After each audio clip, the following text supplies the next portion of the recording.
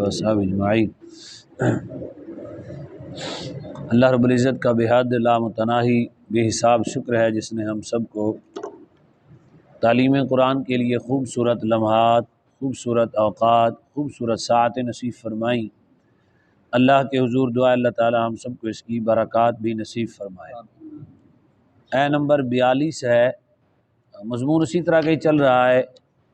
پیچھے جو یہودیوں کے بارے میں اللہ تبارک و تعالیٰ نے فرمایا، یہ تیسری آیات ہے ان کے بارے میں، یہودیوں کے بارے میں۔ تقریباً یہ آیات جو ہے نا 150 تک جائیں گی، یہودیوں کا ہی ذکر ہوگا، یعنی آیت نمبر 40 سے لے کر 150 آیات، یعنی 150 آیت نمبر تک یہی مضمون جائے گا، یہودیوں کے مختلف بہانے، ہیلے اور ان کو جو ان کی طرز زندگی تھی اس کے بارے میں۔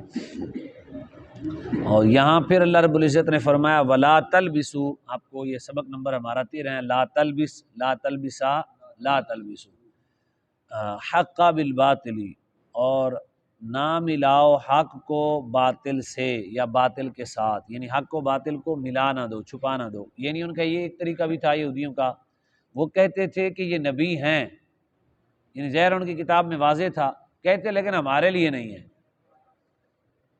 یعنی اس طرح کی من گھڑت باتیں، نبی ہیں، یہ کیا ہیں، یہودی کیا کہتے، نبی ہیں لیکن ہمارے لیے نہیں ہیں، ہم بڑے فضیلت والے ہیں۔ یہ یہودیوں کا عقیدہ ہے۔ بعض مسلمانوں میں بھی ہوتا ہے کہ بس ہم تو بخشے ہوئے ہیں، وہ بھی یہودیوں کا یہی عقیدہ ہے کہ ہم جتنا مرضی جرم کر لیں، ہم نے اگر گئے بھی صحیح تو ہم چند دن جہنم میں رہیں گے، پھر ہم جنت میں رہیں گے، یہ یہودیوں کا عقیدہ ہے۔ اور نہ ملاؤ حق کو باطل کے ساتھ، وَتَكْتُمُ الْحَقَّ، اور نہ چھپاؤ تم حق کو، نہ چھپاؤ تم، نہ کا معنی پیچھے والا لا جو ہے ادھر بھی وہی آئے گا، ایک ہی معنی بنے گا، اور دانستہ طور پر حق کو نہ چھپاؤ۔ وَأَنْتُمْ تَعْلَمُونَ کا معنی انہیں دانستہ کر دیا، معنی یہ بنتا ہے اور نہ چھپاؤ حق کو، وَأَنْتُمْ تَعْلَمُونَ، حالانکہ تم جانتے ہو، یعنی تمہیں سارا علم اللہ نے پہلے دے دیا ہے کتاب میں بڑی تفصیل کے ساتھ۔ نام مل کے پڑھ لیتے ہیں، وَلَا تَلْبِسُوا الْحَقَّ بِالْبَاطِلِ وَتَكْتُمُوا الْحَقَّ وَأَنْتُمْ تَعْلَمُونَ۔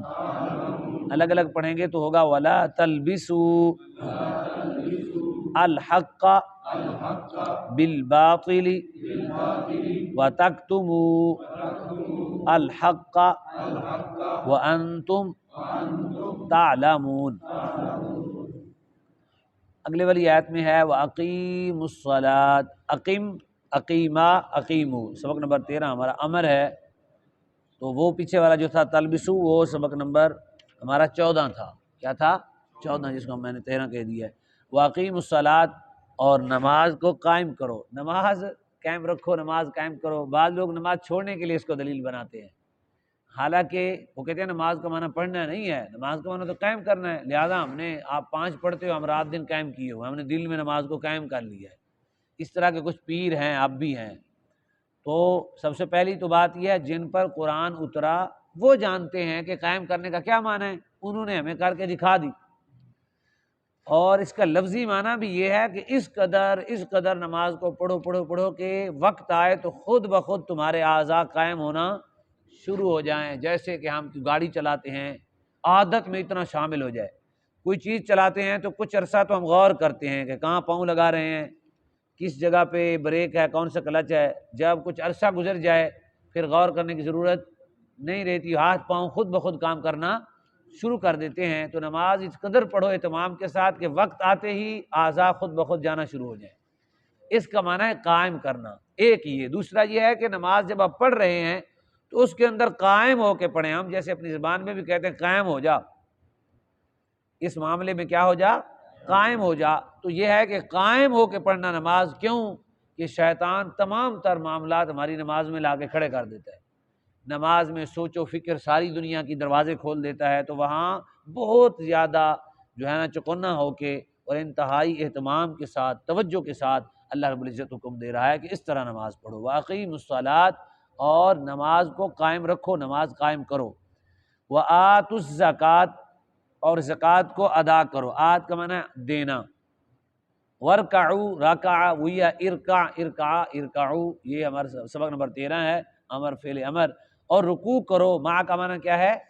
ساتھ۔ راکعین، راکعون راکعان، راکعون راکعون راکعین راکعین، تو رکوع کرو رکوع کرنے والوں کے ساتھ۔ یہ ہمیں جماعت کا حکم ہے کہ با جماعت نماز پڑھو۔ ان یہودی کو تعلیم دیتے ہوئے یہ بھی کہا گیا کہ یہ کام کرو، نماز میں جو بہترین کام ہے یہ کام کرو، تعلیم دی جا رہی۔ اور ہمیں اب تو ہمیں سبق ہے کیونکہ ہم ایمان رکھتے ہیں۔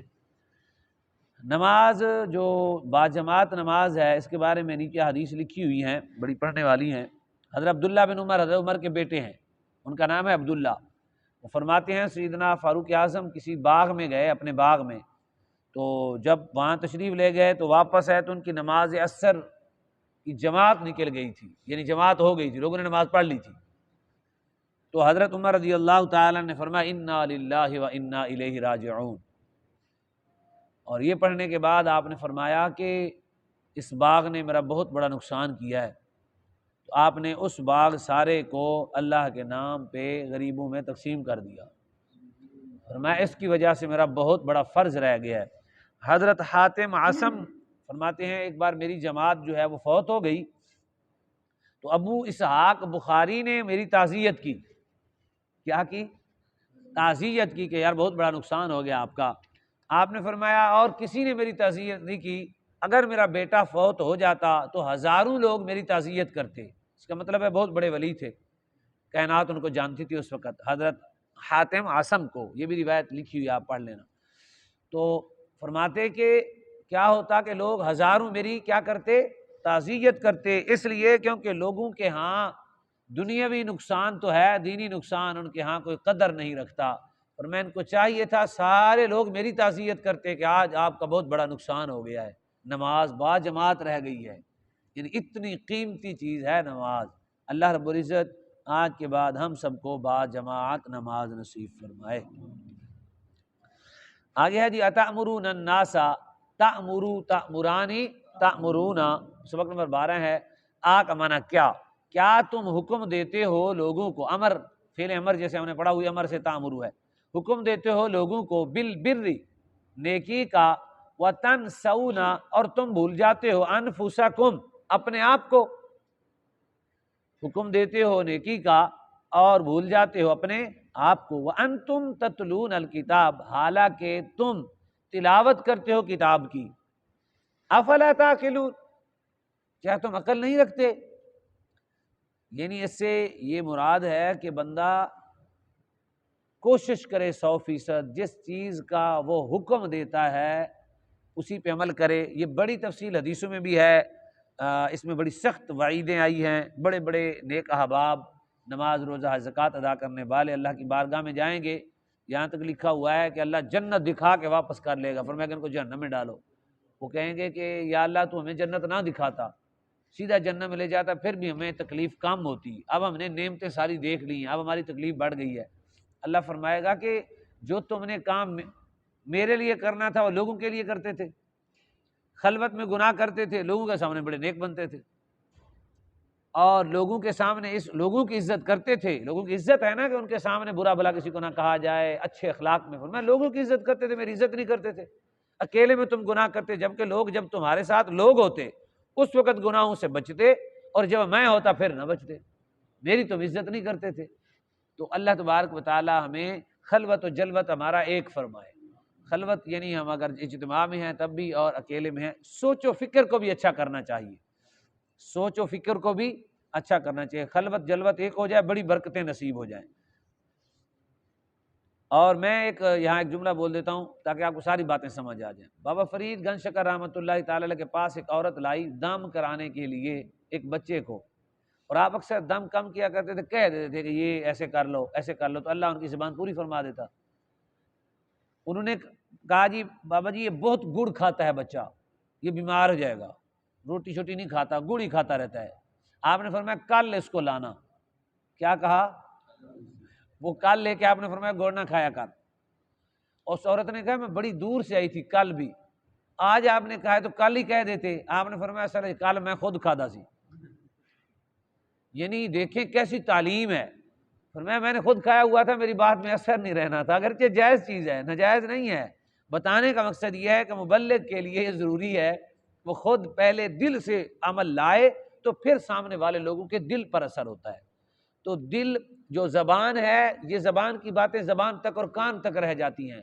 جب زبان اور دل مل جائے پھر یہ دونوں چیزوں پہ اثر کرتی ہیں. دل و دماغ پر پھر کیا ہوتا ہے؟ اثر ہوتا ہے. اس لیے یہاں یہی حکم ہے. اور یہاں جو اقوال ہیں وہ دو ہیں. کچھ لوگ جو اس زمانے میں بھی اور قبل بھی جو بد اعمالی بڑھ گئی تھی اور بد اعمال لوگ تبلیغ کرتے تھے، وہ اس پہ سختی کرتے ہیں. وہ کہتے ہیں جو لوگ برائی خود کرتے ہیں اس برائی سے وہ لوگوں کو نہیں روک سکتے، پہلے خود توبہ کریں. کیا کریں؟ پہلے خود. ان جیسی آیات اور چند اور بھی احادیث ہیں. اور کچھ لوگ کہتے ہیں کہ نہیں، باقاعدہ حدیث پاک ہے، ایک حدیث پاک دلیل ہے. حضرت انس نے نبی علیہ السلام سے پوچھا کہ کیا ہم جب تک وہ برائی نہ چھوڑیں اس وقت تک لوگوں کو نہ کہیں؟ آپ نے فرمایا نہیں، تم بھی برائی سے خود بھی رکتے رہو، لوگوں کو بھی روکتے رہو. اگر تم میں وہ برائی ہے تم نے کوشش کی لیکن لوگوں میں ممکن ہے تیری نصیحت سے وہ چھوڑ جائے. تو فرمایا جب تک برائی ہے تب بھی تبلیغ کرنی ہے. یعنی بندہ تبلیغ کر سکتا ہے، یہ حدیث پاک دلیل ہے. یعنی بندہ برائی چھوڑتا رہے اور اگر اس میں وہ برائی ہے دوسرے کر رہے ہیں دوسروں کو بھی روکے. لیکن بہترین تبلیغ کا ذریعہ یہی ہے، خود بھی عمل کرے اور دوسروں کو بھی کہے. یہ علماء کا مجھے یہ پسند ہے کہ ایسا ہونا چاہیے تاکہ عمل کریں. میں آپ کو یہاں ایک اور بات بتاؤں. حضرت علی پاک